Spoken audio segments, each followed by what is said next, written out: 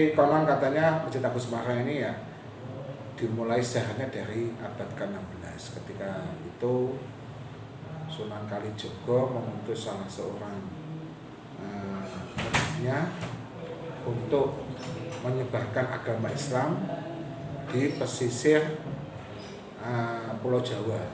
Yaitu awalnya beliau yang diutus itu adalah seorang saudagar dari India ya, dari India itu yang bernama Maulana Ibnu Abdus Salam. Ketika Maulana Ibnu Abdus Salam ini menyebarkan agama karena diutus oleh Sunan Kalijogo, beliau mengajak anaknya yang disebut dengan Pangeran Made Pandan. Nah, kemudian setelah itu beliau singgah di Prabukitan yang dulu namanya Prakuto.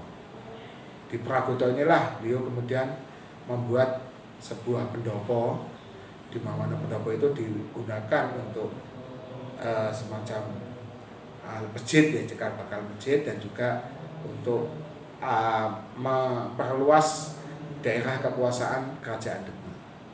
Dari mula pendopo yang dibuat inilah adalah cikal bakal berdirinya Masjid Agung Semarang yang versi pertama. Nah, versi pertama ini kemudian setelah Maulana Ibnu Abdus Salam wafat, digantikan sama putranya yang Made Pandan ini, yang kemudian terkenal dengan sebutan Pandanaran itu ya. Ki Ageng Pandanaran itu.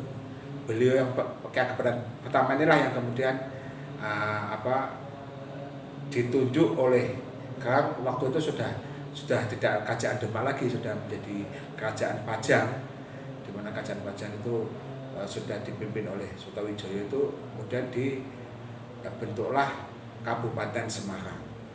Nah, dengan dibentuknya Kabupaten Semarang ini, maka ini adalah cikal bakal berdirinya Kota Semarang. Nah, Kabupaten Semarang itu berdiri pada waktu itu di Mugas, termasuk yang tadi yang pendopo itu kemudian menjadi sebuah masjid, dipakai untuk tempat penyebaran agama Islam, sekaligus untuk tempat mengajar, dan sekaligus juga untuk tempat pusat pemerintahan Kabupaten Semarang ini. Dan konon itu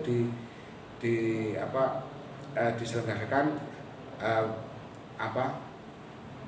pembentukan Kabupaten Semarang itu dilaksanakan pada tanggal 12 Rabiul Awal, ketika di Kerajaan Pajang itu diadakan peringatan Maulid Nabi.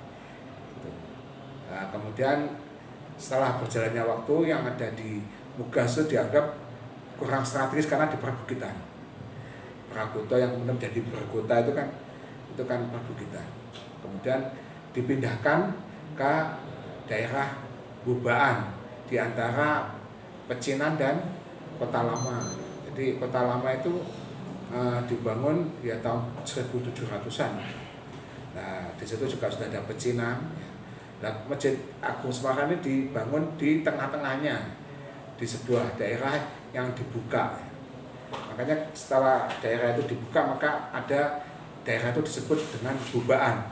Bubaan itu dari kata buba. Buba itu membuka daerah baru yang dipakai untuk membangun Masjid Agung Semarang versi kedua.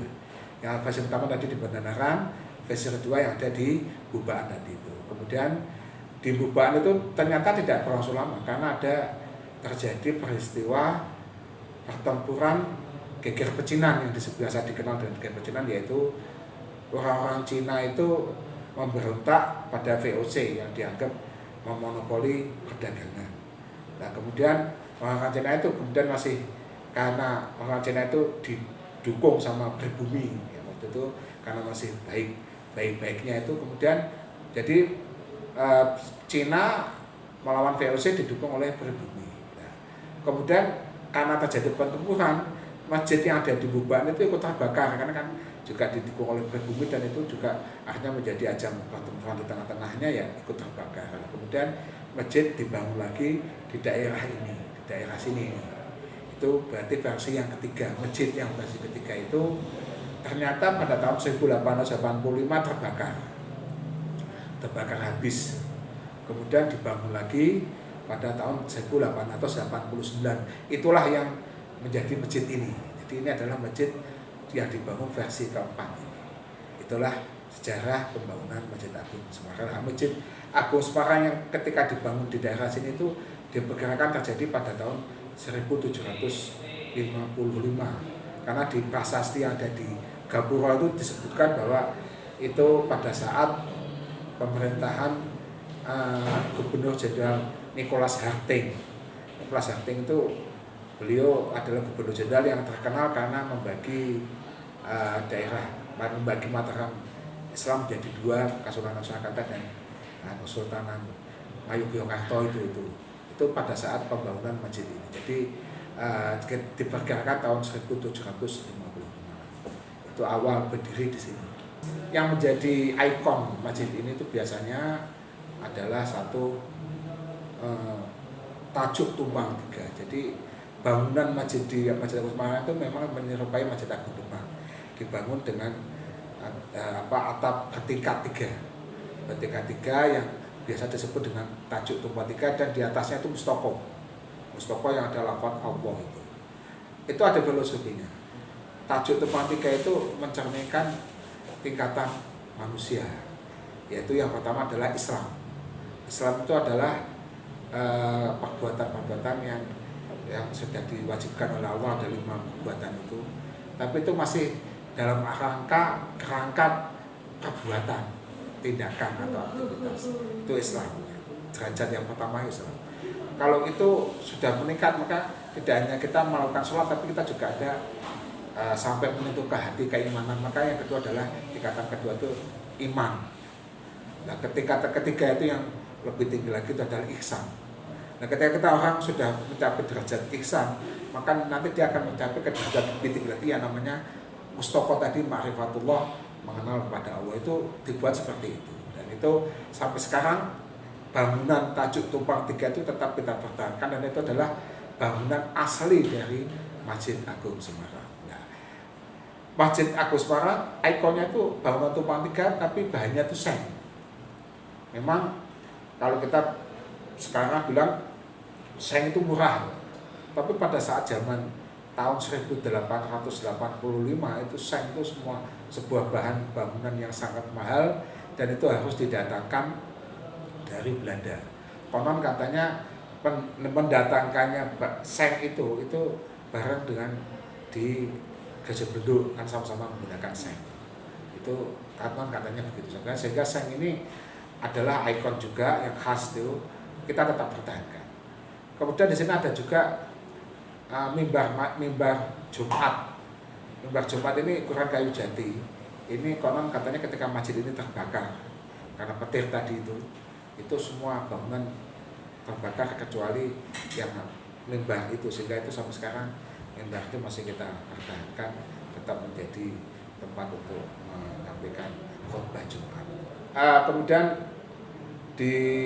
yang khas lagi itu di Masjid Agung Semarang itu dibangun, meskipun itu bangunan kuno tapi dibuat dengan struktur modern menggunakan kayu jati. Itu kalau di atas itu kayu jatinya besar-besar, dan itu sampai sekarang juga masih kita pertahankan, masih seperti aslinya itulah.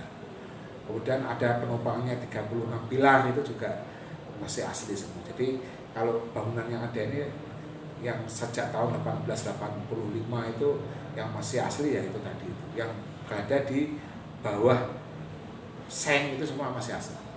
Bangunan yang lain seperti bangunan-bangunan di sini dan juga bangunan-bangunan tempat wudhu itu tambahan. Yang asli masih yang ada di bawah seng itu kan.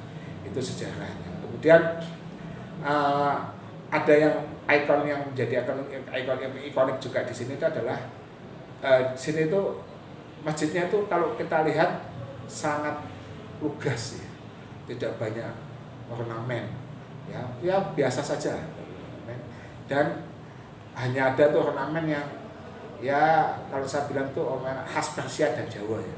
Ada warunya, ada lidah api, itu ornamen khas Persia dan Jawa, itu aja. Yang lainnya biasa saja. Memang semua orang Semarang itu orangnya tuh lugas itu. Pokoknya masjid itu yang penting